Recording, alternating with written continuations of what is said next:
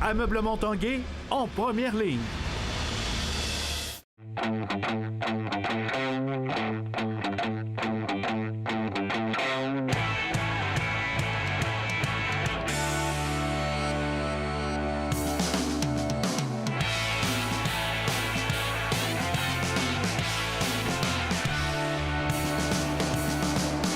Bon mardi à tous, bienvenue à l'Esprit sportif. Aujourd'hui, dans l'émission, on parlera tennis du club Rouge et Or, également de Félix Auger-Aliassime qui rencontrait la presse aujourd'hui à Montréal. Mais d'abord, on parle ski alpin et de Laurence Saint-Germain qui a connu sa meilleure saison en carrière. Entre autres résultats, une 6e place au championnat du monde, plusieurs top 15 en Coupe du monde, un titre national et universitaire. L'Esprit sportif a rencontré celle qui deviendra bientôt la nouvelle coqueluche de Saint-Féréol-les-Neiges, après Alex Harvey. This is Laurence Saint-Germain from Canada.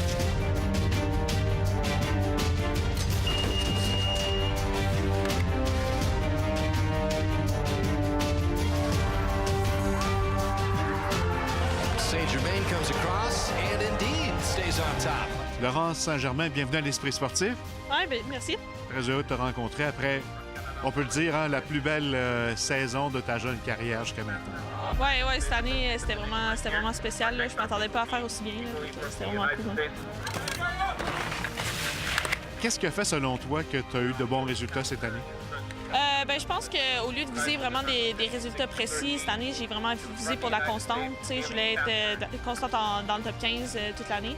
Fait que ça, je pense que j'ai juste resté calme puis j'ai fait course en course sans trop me mettre de pression.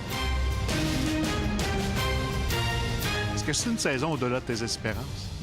Oui, c'est sûr. Chaque course, j'étais surprise. Même si je skiais pas tant à mon goût, je me classais quand même autour de 15. Fait que ça, j'étais super contente de mon ski comme correct.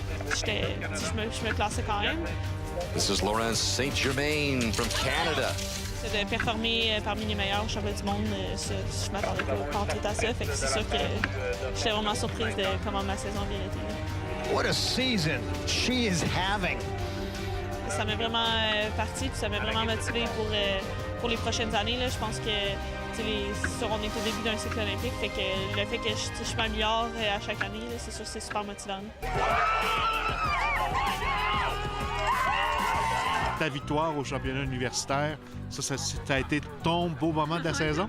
Oui, ça, c'était vraiment spécial. C'est sûr que les 6e au championnat du monde, c'est techniquement le meilleur résultat. J'étais contre les meilleurs au monde, puis 6e, mais en tant que moment de souvenir que je vais avoir, c'est sûr que mes 2 premières places dans les championnats nationaux universitaires, ça, c'était vraiment spécial. C'était à la maison. Il y avait beaucoup d'anciens qui avaient été dans mon équipe universitaire avant, qui étaient là. Mon frère était là, ma famille. Puis, non, c'était super spécial. Puis, mon équipe, il était tellement contente pour moi. Puis, on a fini 2e aussi, l'équipe avec c'est ce qu'ils font, puis Alpin combiné. Fait que tout a comme s'est enligné bien pour la fin de semaine. Puis, non, ça, c'était vraiment spécial. Là. Je m'en souviens toute ma vie, c'est sûr.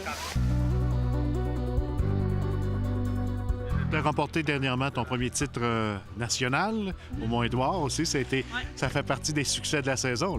Oui, ça c'est sûr. Je pense que les championnats nationaux, c'est encore super important. Puis je voulais vraiment gagner. C'est sûr, j'étais déçue que Erin et Ronnie n'étaient pas présentes. Mais non, je suis vraiment contente. Puis c'était vraiment important pour moi d'avoir un titre national. Là. Je suis super fière de ça. Cette belle saison-là va te permettre également d'être en bonne position la saison prochaine. Oui, dans le fond, je termine 10e sur la liste de départ Coupe du monde. Je vais partir entre 8 et 15. Puis ça fait une grosse différence. Au début de l'année, je partais plus autour de 25. Fait que quand il fait chaud, surtout en Europe, cette année, il a fait chaud, on a eu beaucoup de pluie. Fait que ça fait une grosse différence pour les conditions. Fait que ça va me donner une chance de me rapprocher plus des meilleures filles. Est-ce que tu espères de la prochaine saison? Là, j'espère, je suis dans le bloc de 8 à 15. À la fin de la saison, si je peux être dans le bloc de 1 à 7, c'est sûr que ce serait au-delà de mes attentes. Mais je veux quand même rester sereine dans mes objectifs. Cette année, j'ai été vraiment calme dans les objectifs. J'ai juste dit top 15 à chaque course. Puis je pense que c'est ça, je vais viser encore plus top 10 à chaque course. C'est sûr que je veux avancer, mais je veux pas me rajouter de la pression inutile puis dire que OK, là, cette année, j'ai fini 6e à une course, que je peux finir 6e à toutes les courses. Je pense pas que c'est réaliste.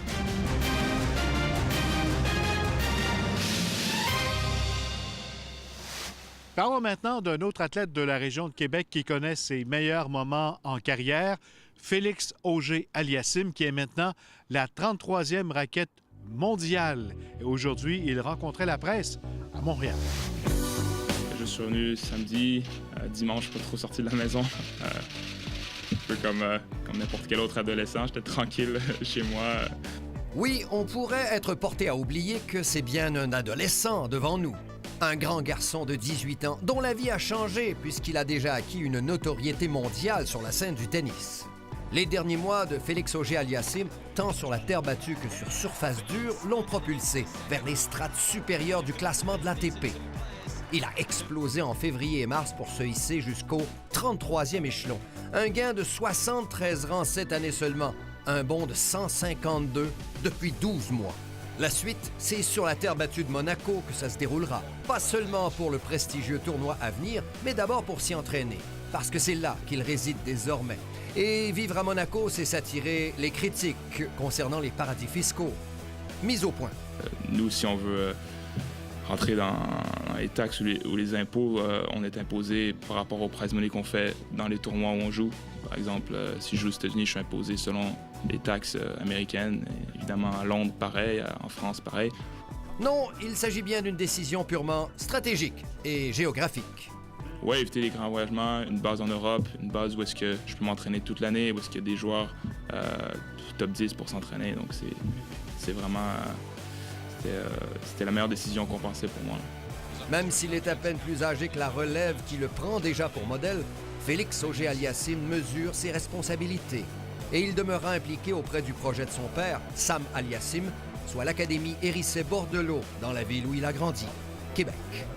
Mon père, c'est un projet qui lui tient à cœur aussi. Puis il y en a la garde personnelle, donc c'est vraiment un truc familial. Puis de pouvoir aider des jeunes à commencer à jouer au tennis gratuitement, c'est quand même une très belle opportunité pour eux. Donc j'aime bien voir les progrès qu'ils font tranquillement. Ici Paul Rivard, TVA Sport, Montréal. Après la pause, toujours en tennis, le club Rouge et Or.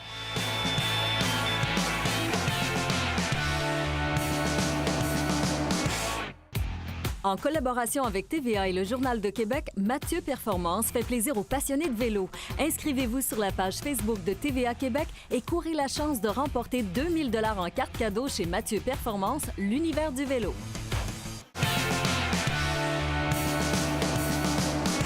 Le club de tennis Rouge et Or disputera le week-end prochain les championnats provinciaux RSEQ. Ils ont comme objectif une place pour les championnats canadiens. Le reportage de Jonathan Fournier.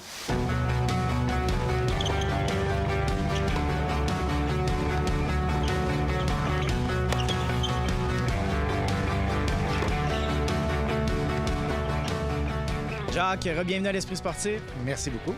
On prend des nouvelles du club de tennis du Rouge et Or de l'Université Laval. Comment ça s'est porté pour les hommes, pour les femmes cette saison? Chez les hommes, on a terminé en deuxième position derrière l'Université des Carmel, l'Université de Montréal, qui sont les champions canadiens, qui sont encore l'équipe à battre.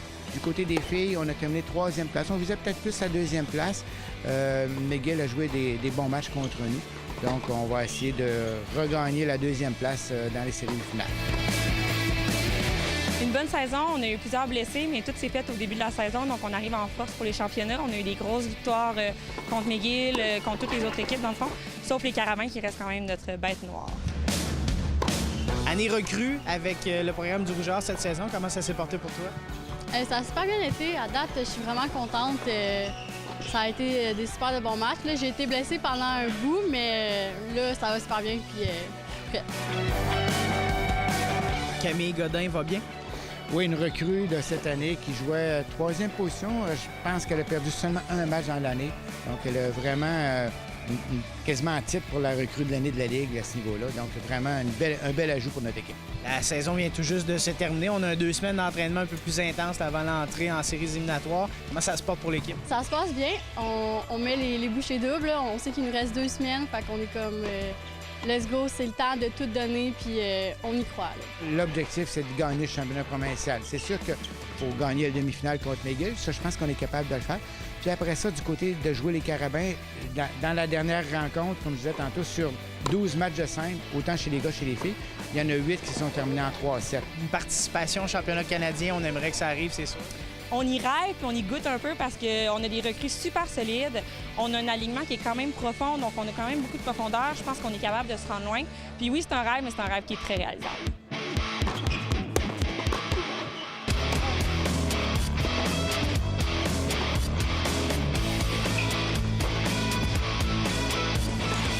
Ici, on prend des nouvelles de l'équipe masculine de tennis du Rouge-et-Or de l'Université Laval. Comment ça a été cette saison pour l'équipe? On a eu une excellente saison cette année. Les joueurs sont... on a une équipe très jeune, mais on a eu des performances exceptionnelles de nos nouvelles recrues et ça a fait qu'on a terminé finalement 2e au classement général. C'est avant de parler de peut-être certains de tes joueurs qui ont tiré leur épingle du jeu du côté masculin cette saison. Ah, écoute, on a Brana Pattison-Blouin, qui est justement une de nos recrues cette année, je pense qu'il a perdu juste un match dans l'année, puis il y a une partie de sa saison qui a servi par en dessous. Donc, c'est quand même assez exceptionnel ce qu'il a pu faire. On avait plus d'entraînement que dans les dernières années, justement parce qu'on a le nom Rouge-et-Or cette année. Fait qu'on a un peu plus de budget, plus d'entraînement, des meilleures conditions là, pour s'entraîner. Avec le retour d'un gars comme Félix Vaillancourt, qui est notre vétéran, qui a été blessé, problème de dos un peu, fait qu'on l'a moins joué cette année. Par contre, écoute, là, il devrait être prêt et disponible pour venir nous aider pendant la finale, pendant le championnat québécois. Très satisfaisant. Écoute, de finir 2e, les 3 dernières années, là, on a fini 3e au classement québécois. Donc là, de finir 2e, c'est quand même une bonne amélioration. Si on passe à travers les championnats québécois, donc si on se ramasse pour compétitionner pour les championnats canadiens, bien, ça fait un été qui est pas mal pleuré.